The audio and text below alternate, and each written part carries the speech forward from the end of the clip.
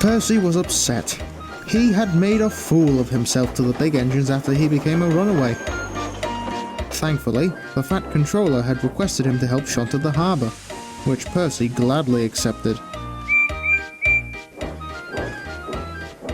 Some time away from those big engines will be nice, he thought to himself.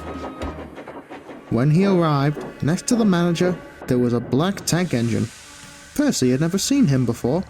Hello, I don't believe we've met, Percy said curiously. No, we haven't, he said. My name is Jinty. I'm from the other railway. I'm helping at the harbour until the Fat Controller gets more engines. The two engines quickly became friends and set off to work. The harbour was very busy, but the two engines were experienced shunters. That afternoon, as Percy shunted the last few trucks into the dock, Jinty spoke up. You know, he began, your railway's harbour is very similar to mine. Driver told me that long ago, pirates used to use my harbour to smuggle goods. Pirates? Percy asked. Yes, he went on. Criminals who work in the dead of night to take goods and sell them. Driver says there's still some around today. Percy listened on, though he didn't think much of these so-called pirates. That evening, as the two engines were preparing to head to their shed, a workman ran up to them. Henry's ill again, he said. We need one of you to take his goods train tonight. I'll do it, Jinty said with a smile. Percy, could you help me arrange the train? Even though Percy was tired, he agreed.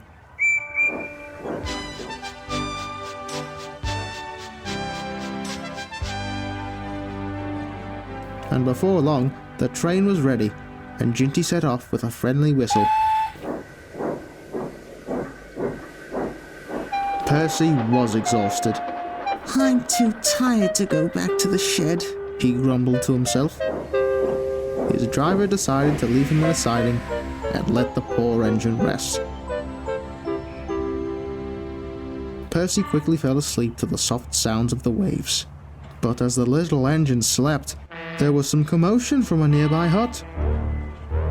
Some men in dark clothing came running through the darkness and hopped inside Percy's cab. Whatever is happening? He asked, half awake. He quickly realized the men in his cab weren't his driver and fireman. What are you doing? Percy cried. Moving these vans near our boat, one of the men said. You better keep quiet, or we'll throw you in the sea. Percy quickly went silent.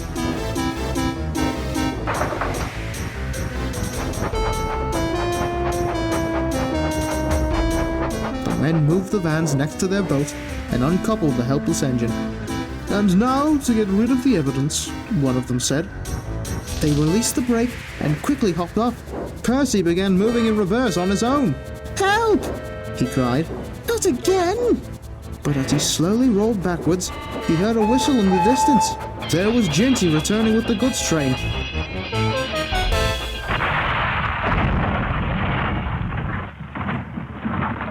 The vans were in smithereens. The men all ran away.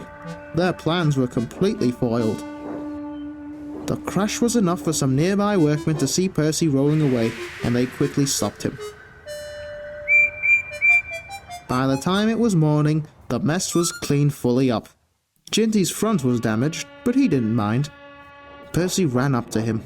Jinty, he said with wide eyes. You were right. There are still pirates. Look! His driver hopped out of Percy's cab and showed him a newspaper. There was Jinty on the front page, with the headline, Engine Stops Pirates Scheme. I told you, Jinty laughed. And you helped them in their scheme, too. Percy couldn't help but blush.